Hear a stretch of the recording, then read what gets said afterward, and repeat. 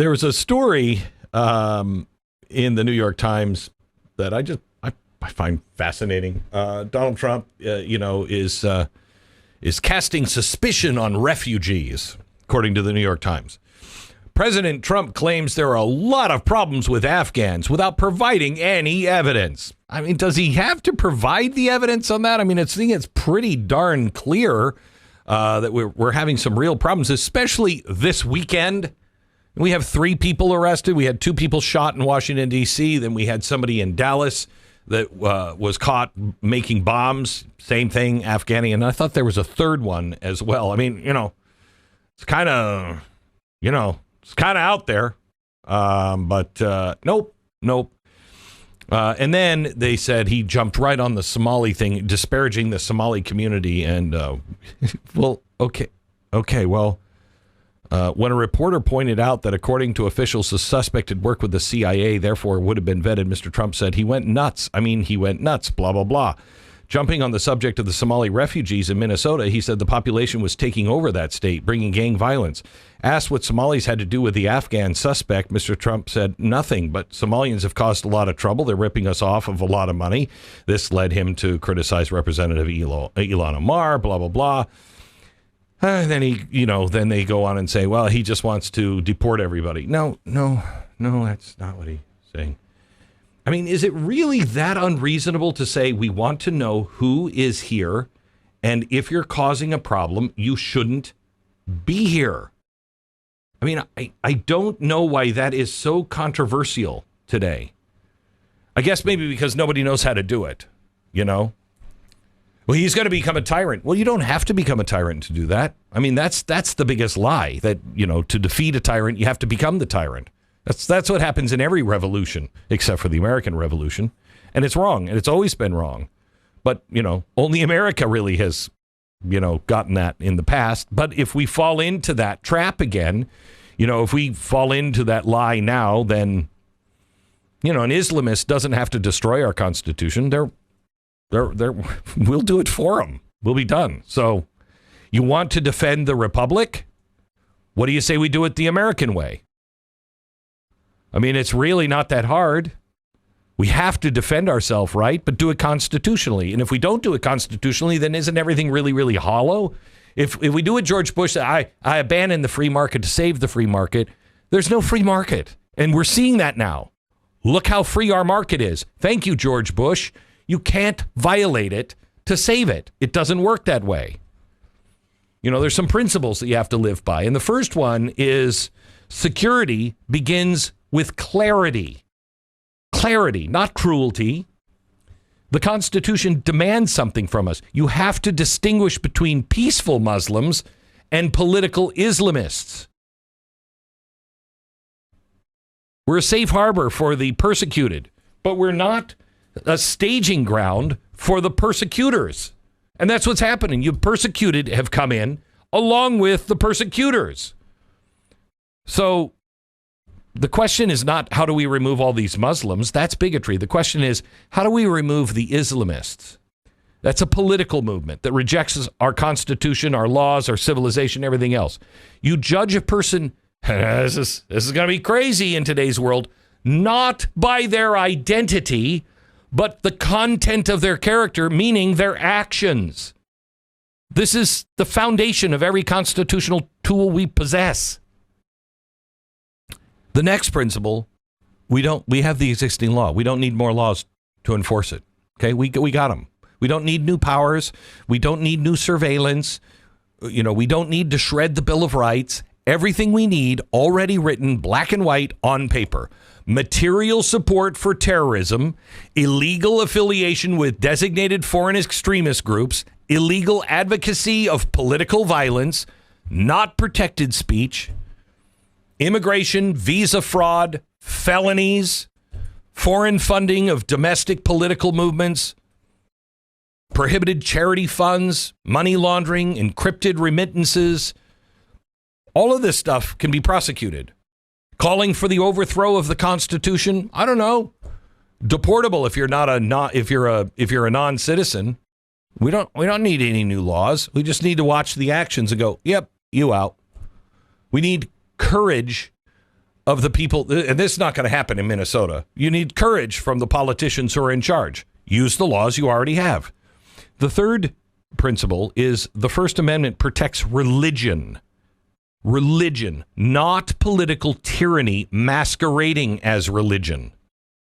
The Constitution says Congress shall make no law respecting the establishment of religion or prohibiting the free exercise thereof. Beautiful, sacred, essential. Except the same Constitution says no one has the right to impose religious law on others. No one has the right to incite violence. No one has the right to overthrow the republic. Islamism is not a religion. That's political. Using religious symbols. You know, if you want to say the Ku Klux Klan is Christian, you can go ahead and say it all you want. But Christians know Ku Klux Klan is not Christian. Only non-Christians think that that's Christian. People who hate Christianity. The same thing with Islamism. If you're an Islamist, you're not a Muslim. And you know who knows that? Actual Muslims. First Amendment protects your right to worship. It doesn't protect your right to destroy the rights of others. And that distinction is constitutional gold. Why aren't we enforcing that? Why are we afraid to say that out loud? Why won't anybody say it to each other? Why are you afraid to say this? How about this one? The fourth principle. Deportation is legal. Deportation is moral. Deportation is necessary as a tool.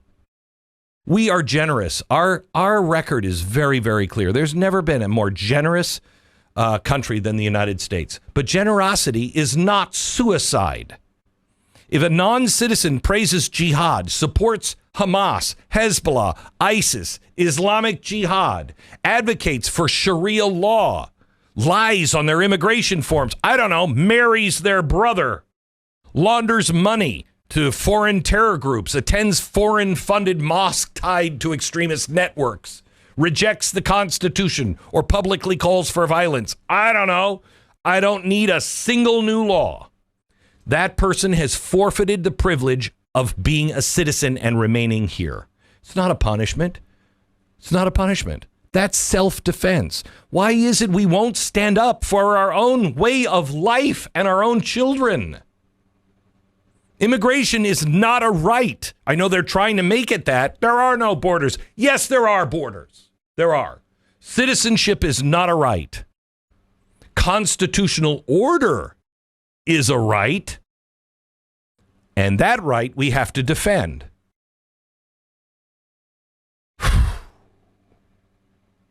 Thank God we're already doing one of these things. The fifth principle, we're looking at the money river.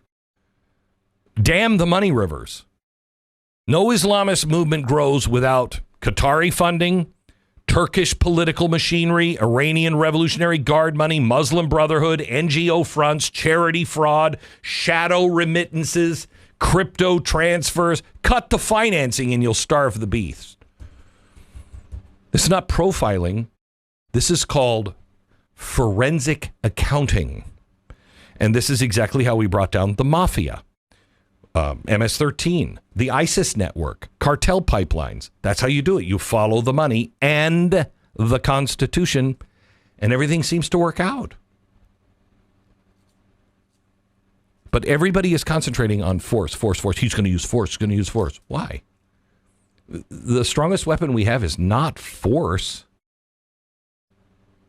It's the alliance that we have with everyone who fled here. Because they were getting away from the ideology we're now saying we should fight. The Muslim reformers, the Iranian dissidents, the Yazidis, the Coptic Christians, the Lebanese Democrats, the Kurds, the moderate Muslims. These are the people that Islamists fear most because they expose the lie. They know. They were there. When they stand beside us, and they're begging to, by the way, the entire narrative collapses. The word Islamophobia crumbles into dust. Really? You're calling them? Really? The moral high ground is ours again, constitutionally, spiritually, and historically. The Constitution is a shield. Why Why do we refuse to use it? We should proudly use it as a shield. Take this one thought with you. We defend the Constitution not by weakening it, but by applying it fully, fearlessly, and without exception. That means you can't racial profile, no religious bans, no collective guilt, no compromise on freedom, no surrender of rights.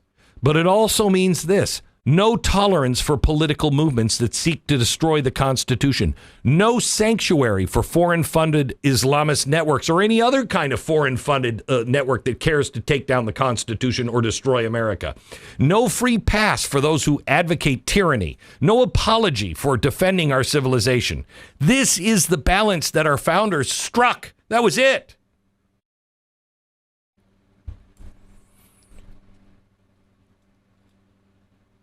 It seems so easy, but for some reason we find it so hard.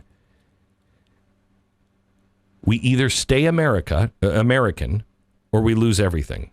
I'm going to get to Venezuela here in a second, because that's what they're claiming right now. We're not being American. We're not following the Constitution. Well, I'd like some evidence of that. We either claim America and use our Constitution, or we lose everything. We don't defeat Islamism by becoming the mirror image of the thing we fight. We fight it by being the thing that the Islamists fear the most: a nation of free individuals, governed by laws, protected by rights, anchored in moral truths and the rights that come from God. We become a nation that is unafraid to defend itself. If you do that and you follow the Constitution with courage, then America will be what it always has been: a refuge for the oppressed, a graveyard for tyrannies, and the last best hope that a world desperately needs. Are we too timid? Are we too tired?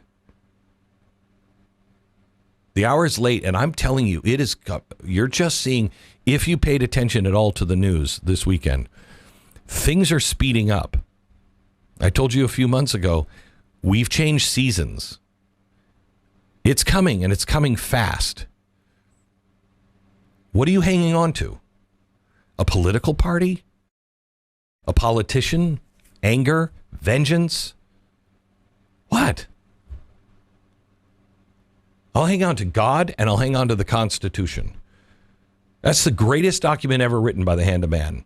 And it's calling on you right now to rise. Not as a mob, not as a tribe, but as Americans that know the difference between right and wrong, truth and fiction, and you'll stand up for it.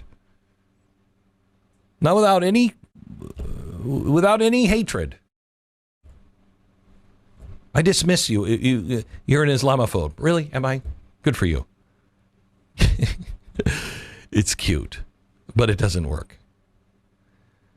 Because all I'm asking is to follow the Constitution, because I think this country is worth standing up for.